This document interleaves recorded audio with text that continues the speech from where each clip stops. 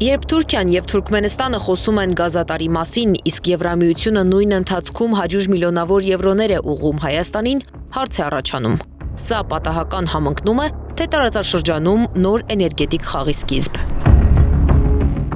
Խաղում Եվրամիությունն ու Թուրքիան մեկ թիմում են։ Նպատակը տարածաշրջանում ռուսական ներկայությունը թուլացնելն է, նշում է Արմեն Մանվելյանը։ Դու ինչ-որ գործընթացի մեջ ես մտնում հակառուսական, որի արդյունքում առաջին դեպքից էլ դուրս է։ Բայց եթե վաղը Ռուսաստանը, ասենք թե գազ մատակարարել Հայաստան, Ռուսաստանը դրանից չի դժի, Հայաստանը շատ փոքր շուկա է,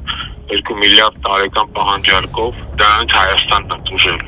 Եվրամիությունը ներդրում է անում Հայաստանում էներգետիկ անվտանգությունն ամրացնելու համար, վստահեցնում է քաղաքացիական պայմանագիր խմբակցության պատգամավոր Արման Եղոյանը։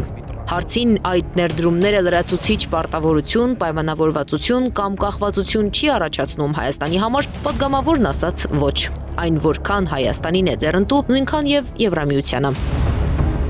Շատ անհրաժեշտ է, որովհետեւ ինչ ասեմ, դա ցանկացած պետության համար 21-րդ դարում առաջնահերթություններից մեկն է էներգետիկ անվտանգությունը։ Դուք գիտեք, որ մենք անցած տարիներին արդեն շատ էական աշխատանքներ ենք տարել, օրինակ լիցուկ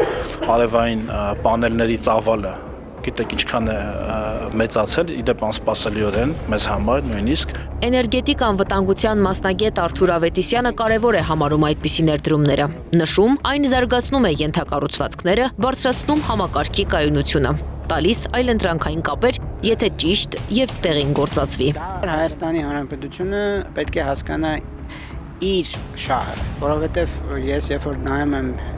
ոչ միայն քաղաքական գործիչներ, այլ նաև փորձագիտական որոշ շրջանակների հայտարարությունները, մենք բոլորի շահերը հասկանում ենք, բոլորի շահերը գիտակցում ենք, բոլորի շահերը լավ կարողանում ենք մեկնաբանել, բացի մերից։ Մերը այն է, որ մենք կարողանանք դառնալ աշխարհաքաղաքական դերակատար ու ես էլեկտրաէներգետիկական ճիշտ քաղաքականության, էներգետիկ դիվանագիտության ճիշտ դիվանագիտության արդյունքում եւ շնորհիվ, այսինքն օգտագործելով մեր էներգետիկ պոտենցիալը։ Եվրամիության ներդրումները պետք է դիտարկել ավելի լայն էներգետիկ քաղաքականության համատեքստում, հատկապես երբ հնչում է երկու ազդակ Մոլդովայի օրինակն ու Թուրքիայի հետ գործակցության առաջարկը։ Թուրքիան փորձում է ստեղծված վիճակից առավելագույնը քաղել, բայց կան փաստեր, որոնք մոռանալ պետք չէ, նշում է Անդրանիկ Իսպիրյանը։ Այս պահին խոսել, որ դա լրջորեն տեղի կունենա մոտակա ամիսներին կամ տարվա մեջ, մի քիչ ռեալ չէ, քանի որ